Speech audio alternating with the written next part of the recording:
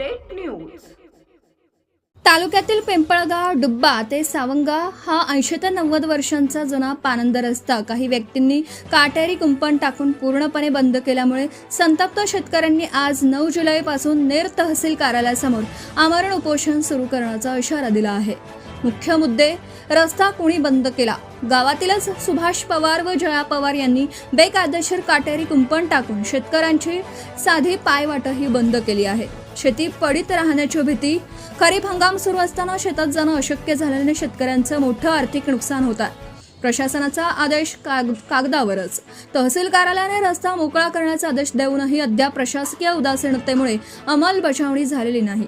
येथे पाठवलेले निवेदन: शेतकरी निखिल वेकळे, दामोदर सोळंके, जानराव तलवारे व इतर शेतकऱ्यांनी महसूल मंत्री, पालकमंत्री संजय भाऊ राठोड, जिल्हाधिकारी आणि नेर तहसीलदारांना निवेदन देऊन रस्ता मोकळा होईपर्यंत मागे न हटण्याचा निर्धार केला आहे। मुख्य संपादक सय्यद मतीन। जुना पारंपरिक रस्ता होता। गेल्या 2-3 पिढ्यापासून आम्ही त्या रस्त्याने वहिवाट केली, परंतु मधातून रस्ता आहे म्हणून बाजूला काढून देण्याच्या उद्देशाने हा रस्ता बंद करण्यात आला आणि कालांतराने समोरच्याही शेतकऱ्यांनी तोही बंद केला। त्याच्यामुळे आम्हाला 200 मीटर गावापासून रस्ता नसून त्याच्या नंतरचा रस्ता रेकॉर्डर असल्यामुळे सावंग्यापर्यंत तो जुना पिंपळगाव ते सावंगा असा हा जुना पांढरा रस्ता होता।